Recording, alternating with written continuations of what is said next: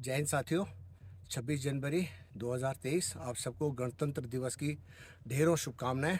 आज वो दिन है जब हमने संविधान को देश में ग्रहण किया था, लागू किया था, और उसी संविधान की दुहाई देते हुए मैं आज जा रहा हूँ जोशीमठ, जो वहाँ पे इस आंदोलन की धुरी हैं अतुल सती, जो अपने नाम के आगे उपनाम जोशीमठ भी लगाते हैं, और इंद्रेश मैखुरी भाई और सभी लोगों से मिलने के लिए। तो आप बने रहिए हमारे साथ।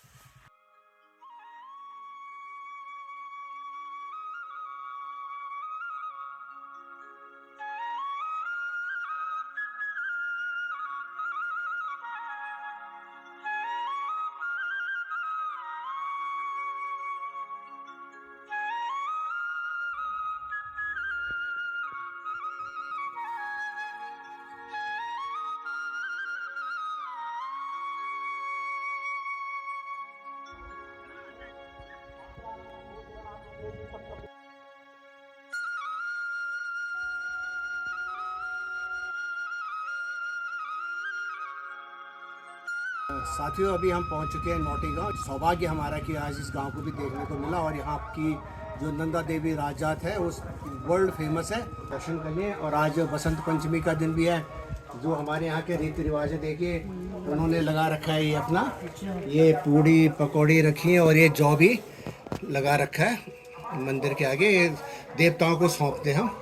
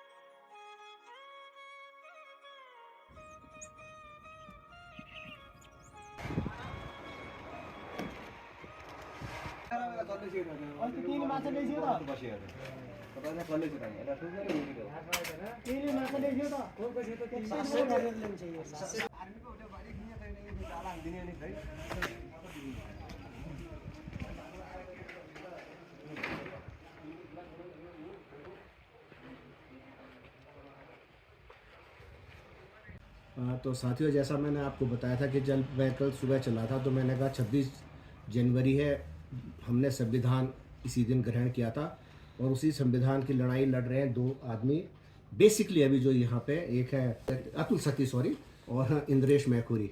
कभी कभी मुझे दुख होता है कि हमारे उत्तराखंड राज्य का विकास कैसे होगा, क्योंकि जब भी किसी चुनाव वगैरह की बात आती है तो आपको अतुल सती और इंद्रेश मैखुरी अकेले एक छोटा सा माइक लेके बोलते हुए नज़र आएंगे, लोगों को बताते हुए नज़र आएंगे कि ज़रूरत क्या है, चुनाव में क्या करना चाहिए। लेकिन जब भी कोई सामाजिक विपदा आती है तो सबसे फोर फ्रंट पे ये दो लोग रहते हैं, और जिस समय इनको कोई नहीं जानता, मैं कह रहा हूँ चुनाव के वक्त, ऐसे वक्त में जब ये लोगों की आवाज़ बुलंद कर रहे हैं तो सबसे पहले यही लोग निशाने पे रहते हैं। संघर्ष किस तरीके से चल रहा है, लोगों से उनकी क्या आशा है, मैं सिर्फ ये बोल रहा हूँ कि लोगों से उनकी क्या आशा है। शासन और प्रशासन कब जागेगा, क्या करेगा, उस बात को हम छोड़ देते हैं, लेकिन लोगों से क्या उनकी अपेक्षा है। एक तो जो जोशीमठ के प्रॉपर है, जो यहाँ की 20-25 हज़ार की आबादी है, इसके अगल बगल वाले गाँव वाले, और साथ साथ ही देश की जो जनता है, उत्तराखंड राज्य की जो जनता है, उनसे अतुल भाई और इंद्रेश भाई की क्या आशा है। अपेक्षा तो जनता को अक्सर सरकारों से होती है कि सरकारें जिनको वो चुनते हैं, जिनको वो वोट देते हैं, इस अपेक्षा में कि वो सरकारें जब उन पर मुसीबत आएगी, जब उन पर विपदा आएगी तो वो सरकारें उनके लिए खड़ी होंगी। लेकिन जब सरकारें जनता को विपदा में, आपदा में अकेला छोड़ देती हैं, तो तब जनता को स्वयं खड़ा होना होता है।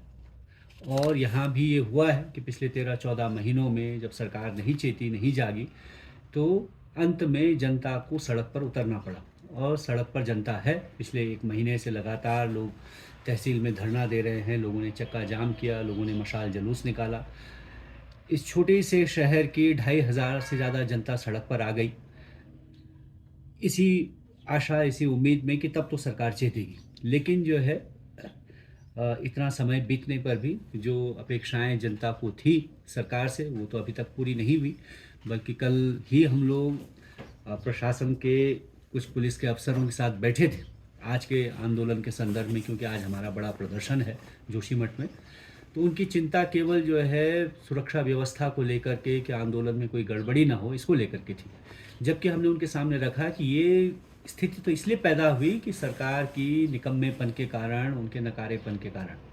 अगर वो जो है 5 तारीख को जो उन्होंने हमसे वादा किया था कि 2000 से ज़्यादा वो जो है प्री फैब्रिकेटेड हट बना लेंगे, जिसमें कि लोगों को शिफ्ट किया जा सकेगा तदर्थ तौर पर कुछ समय के लिए, और फिर उनके स्थायी इंतज़ाम की व्यवस्था करेंगे। अगर उन्होंने ये सब बातें कर ली होती, लोगों के मुआवजे का, उनके पुनर्वास का इंतज़ाम कर लिया होता, तो लोगों को सड़क पर आने की ज़रूरत ही ना होती। तो आज के दिन पर जिम्मेदारी जनता पर ये डाल दी गई है कि वो जो है शांतिपूर्ण तरीके से प्रदर्शन करे, लेकिन सरकार जो है वो अपनी गति को कतई न बढ़ाए। तो अभी तो हमारी जो जनता से अपेक्षा है, जिस पर जनता लगातार खरी उतरी है, यही है कि वो अपना हौसला ऐसी विपदा के समय में न खोए, अपनी एकता, अपनी एकजुटता बनाए रखे, और अपने जो लक्ष्य है, जिसको लेकर के हमारी लड़ाई है, कि लोगों का सही से पुनर्वास विस्थापन हो, इस नगर का स्थिरीकरण हो, स्टेबलाइजेशन ठीक से हो, और जो परियोजना तपोवन विष्णु घाट परियोजना और उसको बनाने वाली जो कंपनी एनटीपीसी है, उस परियोजना को तत्काल बंद किया जाए।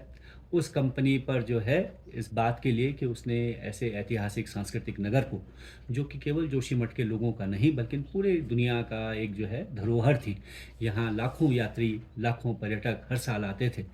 कुछ लोग पर्यटन के लिए आते थे, और बहुत सारे लोग इसलिए आते थे कि उनको जो है, जो अपने जीवन के तनाव हैं, जीवन की अशांति है, उससे छुटकारा पाने के लिए आध्यात्मिक शांति की तलाश में लोग जोशीमठ आते थे। उन सब की धरोहर है जोशीमठ, उन सब की आशा उम्मीदें थी।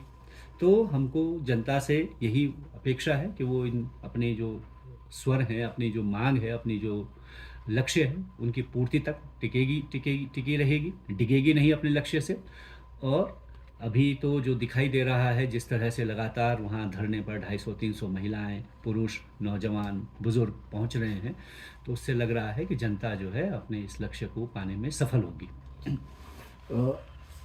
इंद्रेश भाई, जैसा कि अतुल भाई ने बोला है कि इसको विस्थापित करना, उस इनके लिए मतलब कि दूसरी जगह पे इंतज़ाम करना, तो क्या जोशीमठ जो कि सांस्कृतिक महत्व का, आध्यात्मिक केंद्र का, और ऐसे भी हमारे लोगों के मतलब कि पूर्वजों की एक धरोहर है, क्या एक दिन यह भी टिहरी की तरह इतिहास के गर्द में समा जाएगा? क्योंकि मुझे जो मैं अभी देख रहा था और जो मेरा छोटा सा अध्ययन है, मैंने देखा कि सड़क के नीचे की तरफ, जहाँ पर कि शायद कमज़ोर है ज़मीन, वहाँ पर ज़्यादा बिल्डिंगें टूट रही हैं, और धीरे धीरे पहाड़, आप सामने जो पहाड़ देखिए वो मजबूत सा पहाड़ है, जबकि साइड थोड़ा कमज़ोर है। तो क्या एनटीपीसी ने जितनी भी डैमेज कर रखी होगी, मैं इसको सिर्फ सुनी बातों पे कर रहा हूँ, और शायद हो भी सकता है, तब तक क्या कि वहाँ टनल्स वगैरह बहुत ज़्यादा है। तो आज अगर इसका स्थायीकरण मतलब कि इसको करना, अगर मान लीजिए उन्होंने कार्य बंद भी कर दिया, तो क्या ये नहीं होगा कि ये शहर आज नहीं तो 10 साल बाद, 20 साल के बाद, जिस तरीके से टिहरी डूब गया, उसी तरीके से कहीं ऐसा तो नहीं जोशीमठ का भी होगा? और फिर क्या होगा, मतलब कि जोशीमठ के लोगों को भी क्या वही विस्थापन की पीड़ा सहनी पड़ेगी? देखिए, ऐसा है कि हम लोग तो ये समझते हैं कि जितने उपाय इस शहर को बचाने के लिए किए जाने चाहिए, वो सब किए जाने चाहिए, सारे रास्ते तलाशे जाने चाहिए।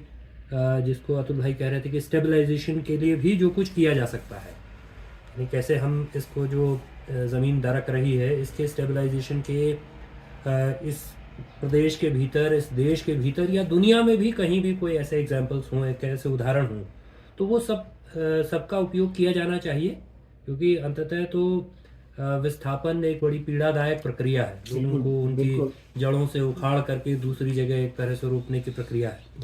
तो वो सारे रास्ते तलाशे जाने चाहिए जिन रास्तों से इस शहर को स्टेबलाइज किया जा सकता है।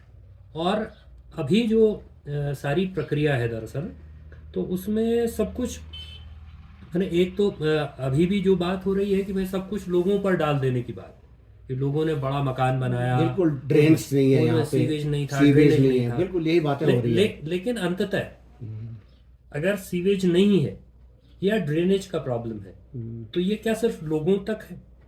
ये उस पूरे जो शहरों का विकास, जिस तरह से जो अर्बनाइजेशन हो रहा है, जो टाउन प्लानिंग है, तो टाउन प्लानिंग जैसा कोई कॉन्सेप्ट हमारे यहाँ एग्जिस्ट ही नहीं करता। तो जब वो एग्जिस्ट ही नहीं करता तो लोग तो जैसे मर्जी वैसे करके बनाते हैं। और जो पूरा रेगुलेटरी मैकेनिज्म इसमें है, जिसका काम है कि वो ये सुनिश्चित करे कि लोग नियमानुसार घर बनाएं, दुकान बनाएं या बाकी सब चीजें भी बनाएं, तो वो रेगुलेटरी मैकेनिज्म असल में सिर्फ और सिर्फ जेब गर्म करने का, मुट्ठी गर्म करने का मैकेनिज्म है। इसलिए ये होता है कि मतलब मास्टर प्लान टाइप की कोई चीज नहीं है जोशीमठ में। तो जोशीमठ ही नहीं, हाँ, मतलब मैं सिर्फ ये तो इसलिए बोल रहा हूँ कि जोशीमठ एक छोटा सा शहर है, इसके ऊपर इतना लो वजन पड़ रहा है, लेकिन इसका कोई मास्टर प्लान नहीं है। इस दबाव के पीछे मास्टर प्लान की ही बात नहीं, इस दबाव के पीछे एक तो मास्टर प्लान जैसी कोई चीज कहीं भी, देहरादून आप देखिए ना, तो देहरादून एक जमाने में वहाँ बासमती के लिए था प्रसिद्ध, आज के डेट में वहाँ लीची के लिए वो प्रसिद्ध था। आज के दिन पर उन सारे बासमती के खेतों में मकान उगाए हैं, बड़े बड़े बहुमंजिला इमारतें उगाई हैं। तो वहाँ भी कोई मास्टर प्लान हो, कहाँ जहाँ सत्ता बैठी है, जहाँ वो सरकार रहती है, उस जगह पर भी कोई मास्टर प्लान, वो MDDA एक है, वो क्या करता है। तो एक तो ये इसका एक पहलू, लेकिन दूसरा पहलू ये है कि लोगों को शहरी केंद्रों पर ये दबाव क्यों है, ये सारे शहरी केंद्रों की तरफ लोग क्यों आ रहे हैं? इसलिए आ रहे हैं कि गांव में शिक्षा का इंतजाम नहीं है, गांव में रोजगार का इंतजाम नहीं है, गांव में स्वास्थ्य सुविधाओं का इंतजाम नहीं है।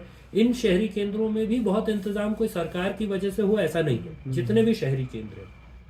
तो हम तो बहुत साल से ये सवाल उठा रहे हैं कि भाई क्या हमने उत्तराखंड अलग राज्य बनाया और ये ऐसा राज्य होगा जो केवल 10-15 शहरों में रहेगा और बाकी सब वीरान, बंजर, उजाड़, खाली, भुता, जिनको उन्होंने कहना शुरू किया कि ये सब भुता गाँव, गोस्ट विलेजेस है। तो क्या ऐसा उत्तराखंड? तो ये जो दबाव है, जो शहरी केंद्रों पर दबाव है, जिसकी वजह से ये रिफ्लेक्ट हो रहा है, तो अंततः ये जो लोगों पर डालने की बात है, सवाल तो फिर वही नीति पर ही जाकर के खड़ा होगा और नीति बनाने वालों पर, नीति निर्धारण करने वालों पर जाकर के खड़ा होगा। ये इसका एक पहलू। दूसरा तो ये जो जिसका जिक्र अतुल भाई ने भी किया कि वो जो NTPC की परियोजना है, तो यहाँ तो 2003-04 से लोग लगातार ये खतरा महसूस कर रहे थे, इस खतरे को देख रहे थे, लेकिन उस समय भी सरकार ने उस बात को नहीं सुना। और आज भी जो रिस्पांस है, तो मैंने तो तमाम जगह कहा ही कि लोग तो कह रहे हैं कि भाई जोशीमठ को बचाओ, और पूरा सरकारी तंत्र उसमें सेंटर से लेकर के और स्टेट तक इस बात पर है कि NTPC को पहले बचाओ। तो असल में ये जो पूरा विकास का मॉडल है, असल सवाल तो उसी का है कि ये जो विकास का मॉडल है, ये इसमें लोगों की कोई भागीदारी नहीं है, लोगों के लिए भी नहीं है। तो ये जो बिजली बनाने का भी पूरा खेल है, तो ये कोई लोगों के लिए नहीं है, ये तो इसलिए है कि बड़ी कंपनियों के मुनाफे के लिए। यानी यहाँ बिजली बनेगी तो ये कोई यहाँ के नहीं बनेगी। हाँ, जिस तरह के सामने जयप्रकाश कंपनी है, उसकी बिजली कोई यहाँ के लोगों के लिए नहीं है। उसमें 88% बिजली वो बेच सकता है कहीं भी देश में। टिहरी आप सोचिए, तो टिहरी में हमारी कोई हिस्सेदारी नहीं है, 12% बिजली स्टेट को मिलती है, बाकी हमारी कोई हिस्सेदारी नहीं। इवन वो जो THDC है, टिहरी हाइड्रो डेवलपमेंट कॉर्पोरेशन, वो उत्तर प्रदेश और उत्तराखंड का नहीं है, बल्कि वो उत्तर प्रदेश और सेंट्रल गवर्नमेंट का ज्वाइंट वेंचर है। तो ये जिसके लिए हम डुबाए जा रहे हैं, जिसके लिए हम उजाड़े जा रहे हैं, जिसके लिए हमारी तबाही हो रही है, तो वो सिर्फ वो हमारे लिए नहीं बल्कि कुछ और लोगों के मुनाफे के लिए है। असल में तो ये पूरा विकास का मॉडल ही विनाशकारी है। ये एक तरह से प्रकृति पर, पर्यावरण पर, इकोलॉजी पर हमला करता है और लोगों की तबाही का इंतजाम करता है। तो ये तो खैर हमारे कहे और अपील के बगैर भी लोगों ने बहुत जगह प्रोटेस्ट किया। अभी मैंने कुछ देर पहले फ़ोटो डाले हैं, बनारस से कुछ लोग यहाँ आए थे, लेकिन यहाँ आने से पहले ही बनारस में वो लोग जोशीमठ बचाओ की मुहिम के तहत उन्होंने प्रदर्शन किया। बंगाल में जो है वहाँ लोगों ने प्रदर्शन किया, और बाकी जगहों पर भी लोग जो है लगातार इस सवाल को उठा रहे हैं। बल्कि कल ट्विटर स्पेस में भी मैं एक चर्चा में शामिल था, वहाँ देहरादून में भी लोगों ने इसको लेकर के एक अभियान चलाया है। लेकिन मैं पूरे देश से, जैसे मैं कह चुका हूँ कि जोशीमठ सिर्फ जोशीमठ वालों का नहीं है, ये पूरी दुनिया की एक धरोहर है, ऐतिहासिक सांस्कृतिक धरोहर है। ये हमारे देश की सीमा का अंतिम नगर है, तो इस लिहाज से इसका महत्व है। तो इस महत्व को देखते हुए पूरी दुनिया के लोगों से और देश के लोगों से हम अपील करेंगे जोशीमठ बचाओ संघर्ष समिति की तरफ से कि इस नगर को बचाने के लिए, इस नगर के लोगों को बचाने के लिए वो इस मुहिम का हिस्सा बने। यहाँ पहुँच सकते हैं तो यहाँ, और नहीं तो जहाँ जिस शहर में वो हैं वहाँ जो है सरकार पर इस शहर को बचाने का दबाव बनाने के लिए जो भी किया जा सकता हो करें, ऐसी हमारी अपेक्षा है, ऐसी अपील है। आपको बताया अभी आज का ये प्रदर्शन जोशीमठ को बचाने का जोशीमठ बचाओ संघर्ष समिति कर रही है, और उसके लिए अगल बगल के बहुत सारे गांव से लोग आ रखे हैं। आप देख ही रहे हैं इस तरीके से आज यहाँ पे लोग प्रदर्शन के लिए, जुलूस निकालने के लिए इकट्ठा हुए हैं, और साथ ही साथ पुलिस प्रशासन भी अपना पूरा मुस्तैद है। और यही इस जोशीमठ बचाओ संघर्ष समिति के जो समिति के कार्यकर्ता हैं वो यही बार बार कह रहे हैं, लोगों से अपील कर रहे हैं कि जो हमारा ये जुलूस है ये शांतिपूर्ण होना चाहिए, और सभी लोगों से वो प्रार्थना कर रहे हैं कि शांति बनाए रखें और चुपचाप अपनी जो मांगे हैं उसको शासन और प्रशासन तक पहुंचाएं। आप देख सकते हैं इस तरफ महिलाएं जो जा रही हैं, दिखाएंगे आपको।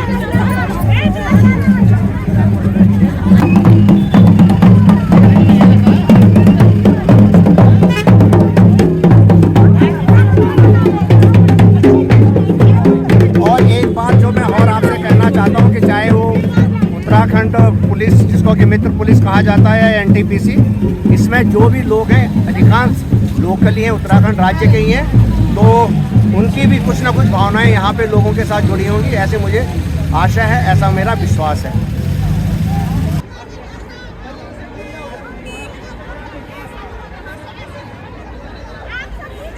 हमारा काम है व्यवस्था बनाना। अगर व्यवस्था बिगड़ेगी लोगों का भविष्य खत्म हो जाएगा, ये नहीं करना है। इसमें किसी भी तरह की अनुशासनहीनता आपके पूरे नगर के लोगों का नुकसान करेगी। जिंदाबाद जिंदाबाद, जोशीमठ बचाओ संघर्ष समिति जिंदाबाद जिंदाबाद जिंदाबाद।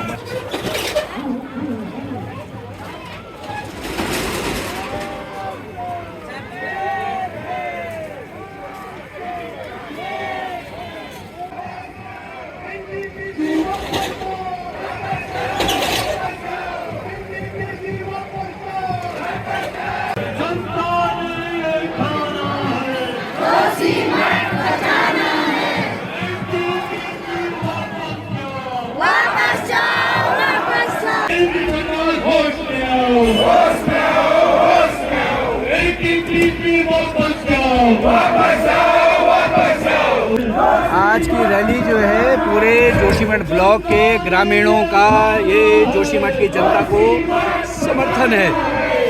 50 ग्राम सभाओं से लोग यहाँ जोशीमठ में जोशीमठ की जनता को समर्थन देने आए हैं, और ये समर्थन दिखाता है कि जोशीमठ बचाने की जो हमारी लड़ाई है वो लड़ाई बिल्कुल कामयाब होगी।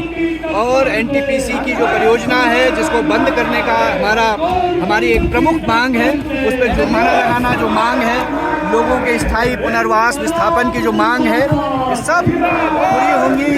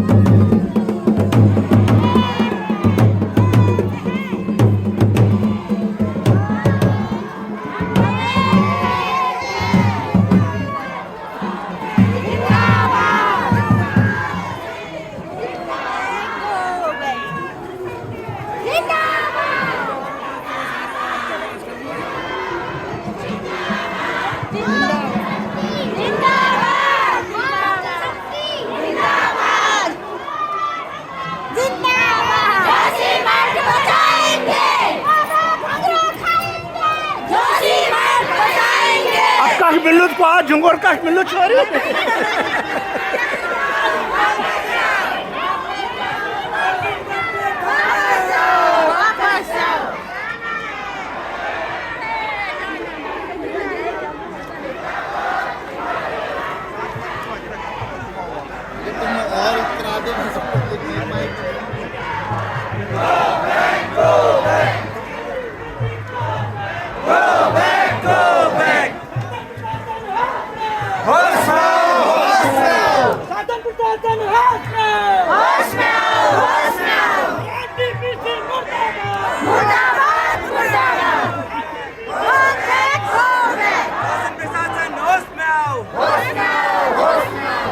प्रशासन होश में आओ, होश में आओ, होश में आओ। पूरी करो। जिंदाबाद जिंदाबाद लक्ष्मण एकता जिंदाबाद जिंदाबाद जिंदाबाद गली गली में शोर है, एनटीपीसी चोर है।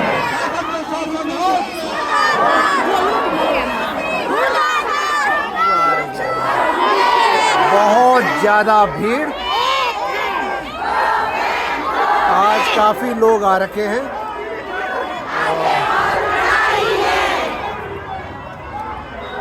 आगे बड़ी लड़ाई है।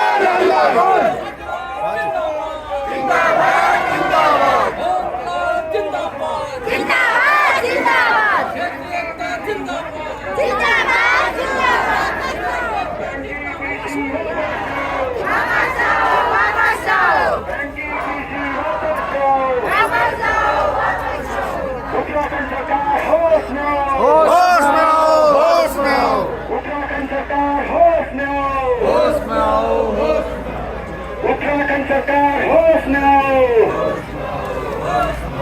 होश में तुमको आना होगा, होश में तुमको आना होगा, होश में तुमको आना होगा।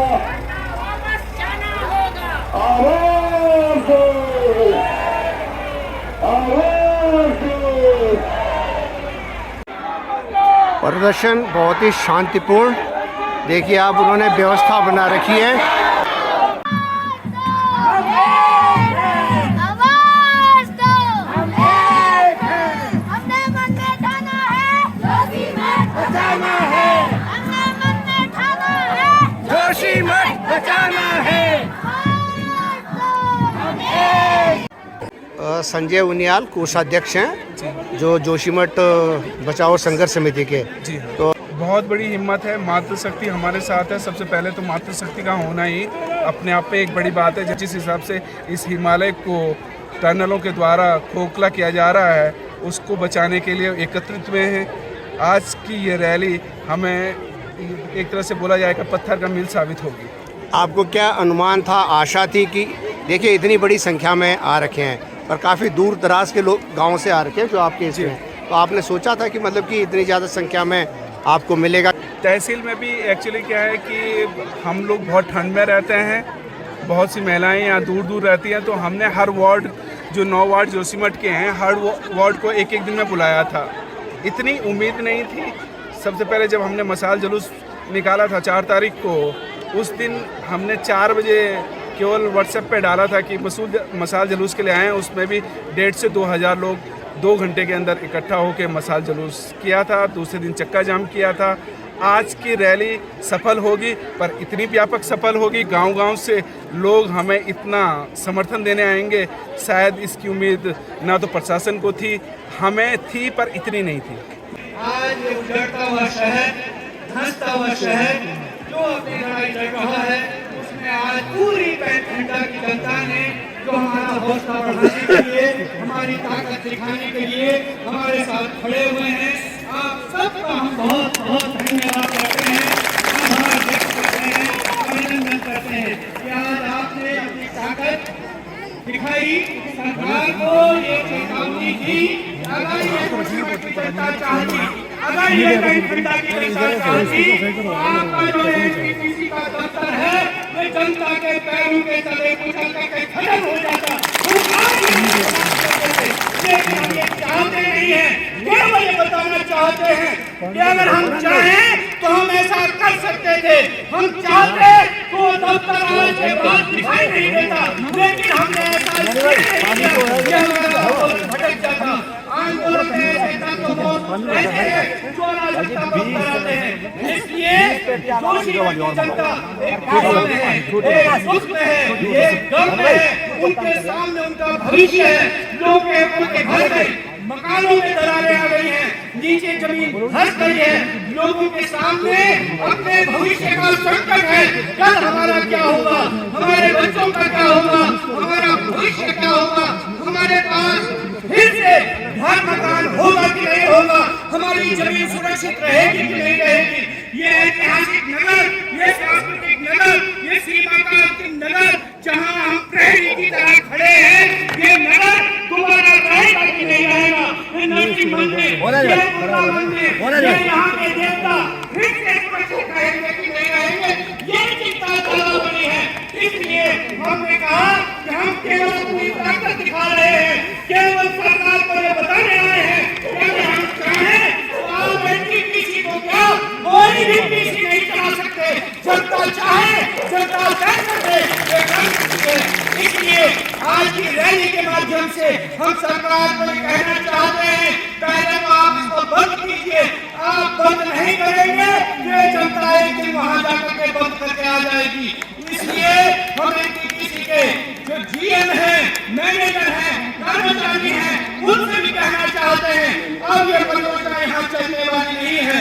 इसके इस ऐतिहासिक नगर को, जिसका 1,500 साल का इतिहास है, संस्कृति है, विभिन्न तरह के लोग यहाँ आए और उन्होंने इस नगर को समृद्ध किया। ये जोशीमठ नगर केवल जोशीमठ के लोगों का नहीं है, ये पूरी दुनिया के लोगों की धरोहर है। लाखों लोग, लाखों पर्यटक, लाखों यात्री हर साल यहाँ आते हैं। आज आपने बताया है कि जोशीमठ आपका भी है, मेरा भी है, हम सबका है, इसलिए हम इसको बचाने की जिम्मेदारी हम सब लोगों की है। ये संदेश ही आप लोगों ने दिया है। इस बात के लिए जोशीमठ बचाओ संघर्ष समिति, जोशीमठ की जनता आपकी सदैव जुड़ी रहेगी। हम आपका बहुत धन्यवाद, बहुत आभार व्यक्त करते हैं। जेपी वाले लोकेशन है, ये देखिए जहाँ पे क्रैक्स दिख रहे हैं, सबसे ज़्यादा डैमेज।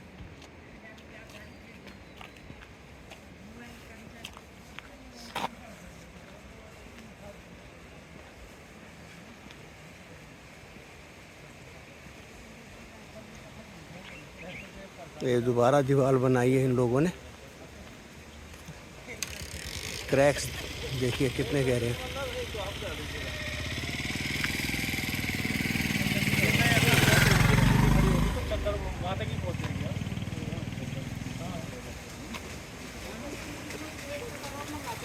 ये देखिए जो पानी आ रहा है, कहाँ से आ रहा है यही नहीं पता, और ये पूरे क्रैक्स दिख रहे हैं इसमें।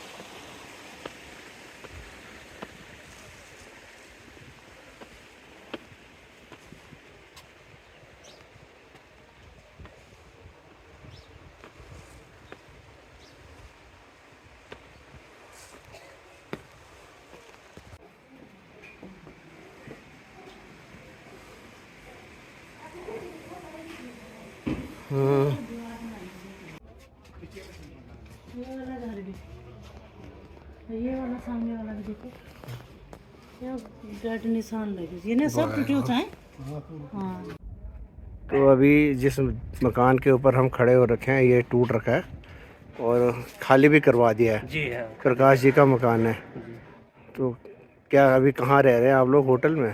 जी, होटल से फायर में रात को रहते हैं वहाँ पे, दिन में यहाँ आंदोलन में आ जाते हैं हम यहाँ। सुबह से यहीं रहते, दिन में आंदोलन में 3 बजे के बाद चल देते हैं वहाँ। जो ये हमारा जो है मेन 2 तारीख को रात को हुआ था ये।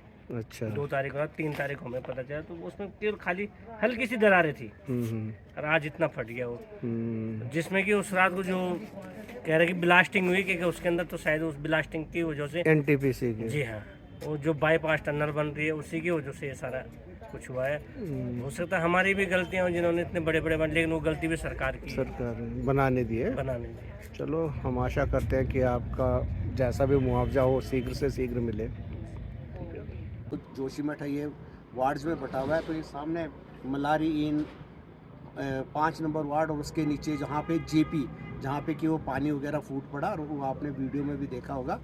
तो ये ज़्यादा प्रभावित एरिया है जहाँ पे भी टूट फूट का कार्य है और चिन्हित है घर, आपने देखा होगा।